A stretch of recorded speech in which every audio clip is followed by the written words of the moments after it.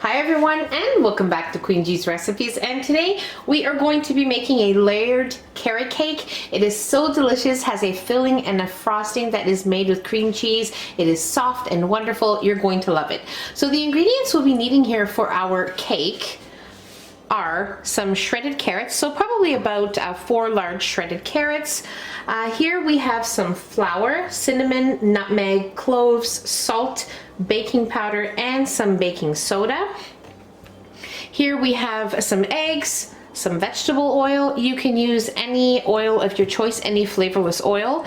And we also have some melted butter, some sugar, and you also want to have 2 9-inch cake pans, which have been well greased and lined with some parchment paper, or you can grease them and place a little bit of flour and just shake off any excess flour of your pans. So either or, you can also do it in 2 8-inch cake pans, so that is up to you. Now for the ingredients of our filling and frosting, I will show you what we're going to need once we get to that time. You will also need to have your oven preheated to 350 degrees Fahrenheit. And let's move on to making our carrot cake. Okay, so I'm going to be making my cake here in our standing mixer, but most definitely you can use just a bowl and a whisk, or even you can use a handheld electric whisk, and that will work fine. So we are going to add in our sugar. Okay. We will add in our melted butter, our vegetable oil, and we are going to cream these ingredients together.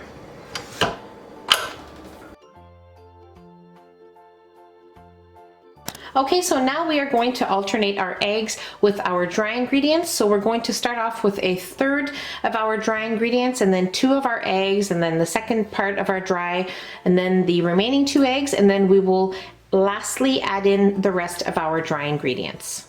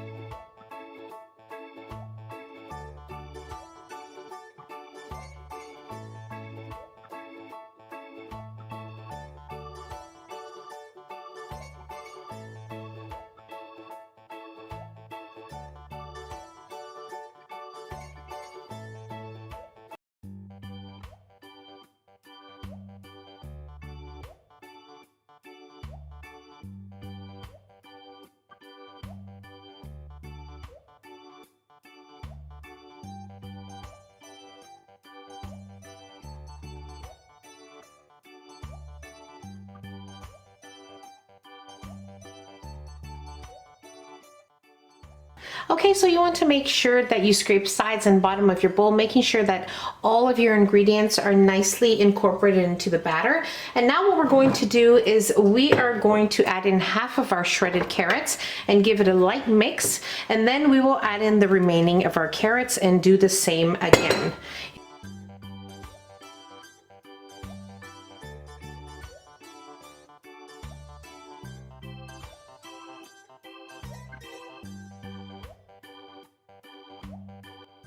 Okay, so this looks wonderful. Now, after adding in your dry ingredients, you just want to make sure that you don't overmix your batter. So just be careful when adding in your carrots. And now, if you wanted to add in some raisins, some shredded coconut, or even some chopped walnuts, you can do so. And you would do it at this time. You would just fold it in with your spatula and add in those ingredients. Okay, so now you want to take your batter and just split it between both of your prepared pans.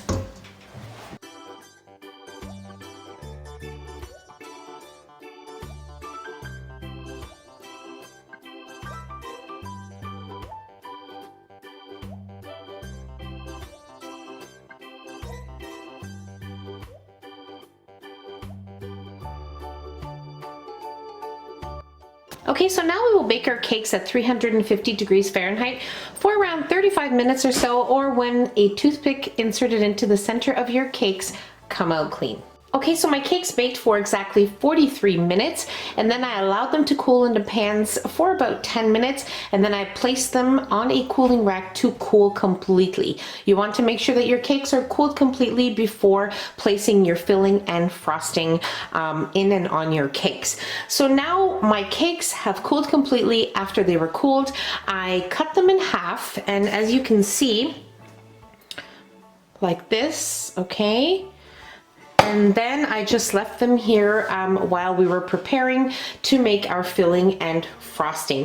You want to cut them in half as even as you can. I just used a large serrated knife and I did that. If you have one of those cake cutters, you can use that as well. It'll be easier. And that's about it. So now what we're going to do is we're going to work on our filling and frosting. What I have in my bowl here is some softened cream cheese and softened butter at room temperature. Very, very important.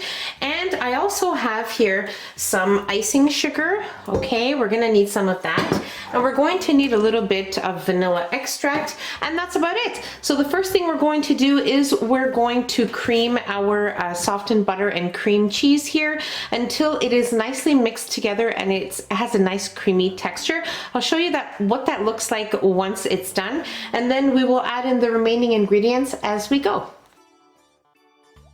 Okay, so I creamed my 2 ingredients here for 3 minutes. You want to cream them for 3 minutes. So once that is done, we are going to add in half of our icing sugar. Okay. All right, and we're going to add in a bit of vanilla extract.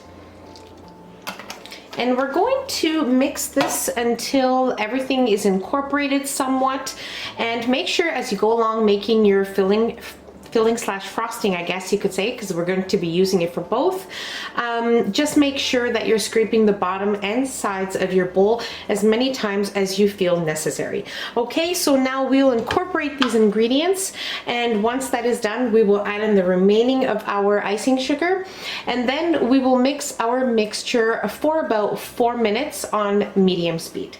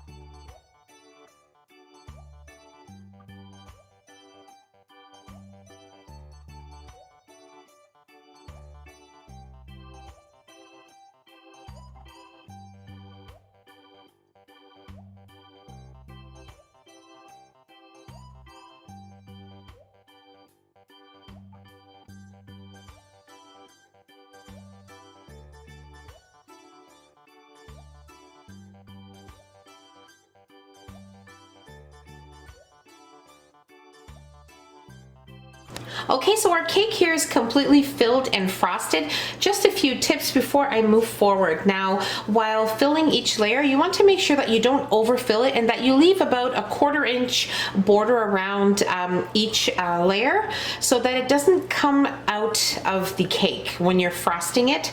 So you want to be careful with that. After every layer, when you place the second part of the cake, you just want to press it a little bit, just gently, to make sure that it is nice and smooth, and then continue on making your layers and filling them with the filling. So that's that. Once I was done that, I frosted my cake on the outside, and it is just beautiful and it looks really, really nice. Now, if you want, you can add a little more frosting around it, or you can give it a naked cake look like this one, and it will be beautiful either way. But I did decide to place some chopped toasted walnuts around my cake, so it's going to give it an extra little something, an extra little texture. So I thought I would do that. So what I did was I chopped some walnuts nice and fine there, and I toasted them in a frying pan for a few minutes on medium heat. Just make sure that they don't burn. I allowed them to completely cool, and now we're ready to place it around our cake.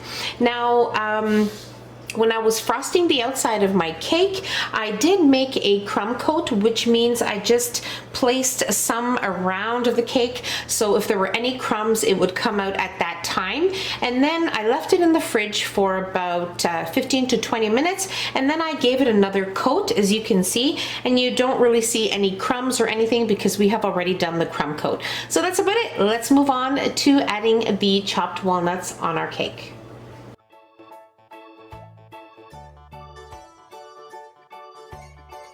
Okay, so our cake looks absolutely beautiful. Once I pressed all of the walnuts around the side, I just gently removed the parchment pieces of paper that we placed before frosting it. You just want to be very, very careful with that. Just hold one side before pulling out the other, making sure that your cake stays nice and intact while doing that. So what I'm going to do is I'm going to place this in the fridge for about half an hour to 45 minutes. Allow the frosting and everything to settle nicely, and then we will be ready to try it.